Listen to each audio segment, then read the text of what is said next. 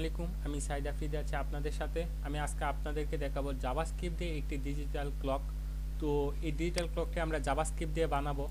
আমরা যদি গুগলে গিয়ে জাস্ট নাও টাইমটা দেখি, আর আমরা যদি একবার রিফ্রেশ করি, দেখেন দুইটা টাইমই কিন্তু সেম টু সেম।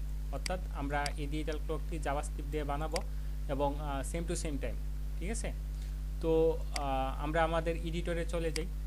এডিটরে যাওয়ার পরে আমরা একটা ফাইল নিয়েছি, ফাইলের নাম index.html। আমরা HTML এর স্ট্রাকচারটা নিয়েছি, নেওয়ার পরে একটা ডিভ নিয়েছি যার ভিতরে একটা আইডি নিয়েছি ক্লক এবং একটা টেক্সট দিয়েছি টাইম, এবং ক্লককে একটা স্টাইল দিয়েছি উইথ মার্জিন, ফন্ট সাইজ ইত্যাদি নিয়েছি। ঠিক আছে, এবার যদি আমরা এখানে জাভাস্ক্রিপ্ট ইউজ করতে চাই, আমরা এই যে এটাকে রান করে এই যে টাইমের জায়গাতে আমরা আমাদের টাইমটা দেখাতে চাই, জাস্ট নাও যে টাইমটা আছে এই টাইম টেক্সটার জায়গাতে, তো আমরা এখানে জাভাস্ক্রিপ্ট ইউজ করব। সেক্ষেত্রে আমরা এই বডি ট্যাগের ক্লোজিং ট্যাগের উপরে একটা স্কিপ ট্যাগ নিব। স্কিপ ট্যাগ নেওয়ার পরে এর ভিতরে আমরা জাস্ট নাও টাইমটা যদি দেখতে চাই, নিউ ডেট আছে, নিউ ডেট নামে এটা নিব এবং এটাকে একটা ভেরিয়েবলে ডিক্লেয়ার করব, var time equal to new date.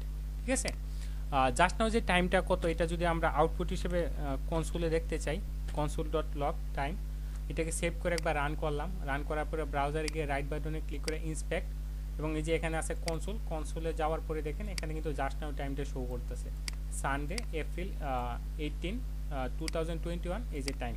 ঠিক আছে, টোটাল টাইমটা আপনার শো করতেছে। এই টাইমটাকে আমরা এখানে শো করাতে চাই। তো এরপরে আমাদের যে কাজটা করতে হবে, আমরা এই console.log এইটাকে তুলে দিই। আমরা নিলাম বার আওয়ার্স, আওয়ার্সের নেওয়ার পরে আওয়ার্স থেকে আমরা নিলাম টাইম ডট গেট আওয়ার্স। আমরা টাইম থেকে গেট আওয়ার্সটা নিব। ঠিক সেমভাবে আমরা এবার মিনিটটাকে নিব, var minutes time dot get minutes, এবং আরও একটা ভেরিয়েবল নিব var seconds time dot get second. আমরা যদি কোডটাকে একবার বোঝার চেষ্টা করি, আমরা নিউ ডেট দিয়ে জাস্ট নাও টাইমটা নিয়েছি এবং এই টাইম থেকে আমরা আওয়ার্সটা নিয়েছি, এই টাইম ডট গেট আওয়ার্স। এরপরে আবার টাইম ডট গেট মিনিটসটা নিয়েছি এবং টাইম ডট গেট সেকেন্ডস আমরা সেকেন্ডটাকে নিয়েছি।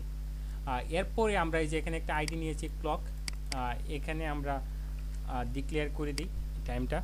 তো আমরা নিলাম document dot get element by ID, এর ভিতরে নিলাম আমরা আইডিটা দিয়ে দিলাম। এরপরে আমরা চাচ্ছি যে এখানে টাইম ট্যাক্সের জায়গা আমাদের এই টাইমটা যেন শো করে, সেই ক্ষেত্রে আমরা ইনার ট্যাক্স বা ইনার রেস্টেবল ইত্যাদি নিতে পারি। তো আমরা ইনার ট্যাক্স নিলাম এবং এখানে এই যে আওয়ার্স মিনিট সেকেন্ডস এগুলো আমরা দিয়ে দিতে পারি। তো দিলাম আওয়ার্স, এর ভিতরে আমরা একটা ট্যাক্স নিলাম, ট্যাক্সের ভিতরে আমরা কোলনটা দিয়ে দিলাম যেন প্রত্যেকটার মাঝে মাঝে একটা কোলন থাকে। আমরা দিলাম মিনিটস প্লাস, এবং এর ভিতরে আমরা আবার একটা কোলন দিলাম প্লাস, আমাদের আর কোলন দেবার দরকার নেই, আমরা জাস্ট এখন সেকেন্ডটাকে সেট করে দেব সেকেন্ডস। এরপরে আমরা যদি কন্ট্রোল এস দিয়ে একটু কোডটাকে রান করি, দেখেন টাইমটা কিন্তু আসছে কিন্তু সেকেন্ডটা চলতেছে না। সেক্ষেত্রে আমরা সেট টাইম আউট বা সেট ইন্টারভাল ইত্যাদি সেট করে দিতে পারি। তো এই কোডটাকে আমরা কাট করলাম, কাট করার পর আমরা একটা ফাংশানে কল করে ফেলি। ফাংশান আমরা যে কোনো নাম দিতে পারি, ডিজিটাল ক্লক নাম দিলাম আমরা, আপনি যে কোনো নাম দিতে পারেন ফাংশানের, যে কোনো নাম দেওয়ার পরে এর ভিতরে আমরা পেস্ট করে দিলাম। পেস্ট করার পরে যে ডিজিটাল ক্লক এই ফাংশানটাকে আমরা কল করে দিলাম। তো আমরা সেট টাইম আউট বা সেট ইন্টারভাল নিতে পারি। তো আমি সেট ইন্টারভাল নিলাম, নেওয়ার পরে ফাংশানটাকে কল করে দিলাম এবং প্রতি 1 সেকেন্ড করে যেন চলে সেজন্য আমরা 1000 দিলাম। এরপর কন্ট্রোল এস দিয়ে সেভ করে কোডটাকে রান করি, দেখেন মিনিটটা কিন্তু চলতেছে। এখন আমরা যে কাজটা করতে পারি যে আমাদের যখন 10-এর নিচে আসবে সংখ্যাটা, তখন আমরা বাম পাশে একটা করে জিরো দিয়ে দিব। তো আমরা একটা ইফ এলসের শর্ত জুড়ে দিতে পারি, ইফ আওয়ার্সটা যদি 10-এর চেয়ে ছোটো হয়, ঠিক আছে, 10-এর চেয়ে যদি ছোটো হয় তাহলে আমরা যে কাজটা করব, আওয়ার্স ইকুয়াল টু আমরা একটা ট্যাক্স দিব 0 প্লাস আওয়ার্স। ঠিক আছে, এটাকে আমরা সেভ করে রান করি। দেখেন বাম পাশে কিন্তু একটা করে 0 আইসা পড়ছে। ঠিক আছে, এরকমভাবে আমরা মিনিট এবং সেকেন্ডের জন্য দিতে পারি। তো এই ফাংশনটা এই ইফ ইলস শর্তটাকে আমরা শর্টকাটে দিতে পারি। শর্টকাটে দিবার জন্য আমরা নিতে পারি আওয়ার্স ইকুয়াল টু আওয়ার্স যদি 10 এর চেয়ে ছোটো হয়, 10 এর চেয়ে ছোটো হয় তাহলে একটা ট্যাক্স সেট হবে 0 প্লাস আওয়ার্স, এবং এর নতুন মান হবে তখন এই আওয়ার্স। ঠিক আছে, আমরা এরপরে আবার একটু কপি করে আমরা এবার মিনিটটা দিয়ে দিই। মিনিটটাও সেম, যদি 10 এর চেয়ে ছোটো হয়, ঠিক আছে 10 এর চেয়ে ছোটো হয় তাহলে এর বাম পাশে একটা 0 সেট হবে এবং এর নতুন মান হবে এই মিনিটস। ঠিক আছে, এরপরে সেকেন্ডের জন্য সেম।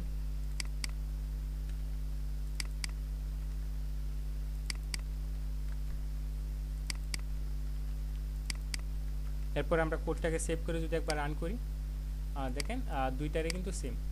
আমরা যদি এরপরে আরও একটা কাজ করতে পারি, এখন আপনার বাজে AM, যখন PM হয়ে যাবে অর্থাৎ 14 হয়ে যাবে, 12টা পার হয়ে 13 14 হয়ে যাবে, তখন কিন্তু PM হয়ে যাবে। তখন কিন্তু এখানে 2 শো না করে 14 শো করবে। তো আমরা চাচ্ছি না যে 14 শো যেন না করে 2ই শো করে।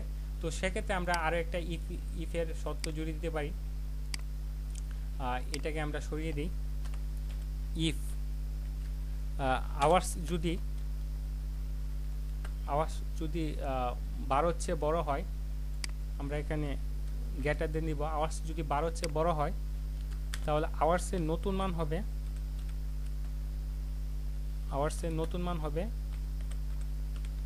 Hours minus 12। আমরা যদি কোডটাকে বোঝার চেষ্টা করি, আওয়ার্স যদি 12 চেয়ে বড় হয় তাহলে আওয়ার্স মাইনাস 12, যে নতুন মানটা আসবে এটাই হবে আওয়ার্স। যদি আওয়ার্স ইকুয়াল টু 14 আসে তাহলে এখানে আওয়ার্সের মান আসবে 14 মাইনাস 12, তখন আওয়ার্সের নতুন মান হবে 2। ঠিক আছে, এরকমভাবে আমরা AM PM দিয়ে দিতে পারি যে এখানে যেন 12-র বেশি না আসে। এরপরে এখানে আমরা এই পাশে AM PM সেট করে দিতে পারি। তো AM PM এর জন্য আমরা একটা ভেরিয়েবল নিই বা যে কোনো নাম দিতে পারি। সেশন ইকুয়াল টু আমরা এখন AM দিলাম। যদি আপনার 12-র চেয়ে বেশি হয়ে যায় টাইমটা, তখন এটা হয়ে যাবে PM এবং এই সেশনটাকে আমরা এই পাশ দিয়ে দিই প্লাস সেশন।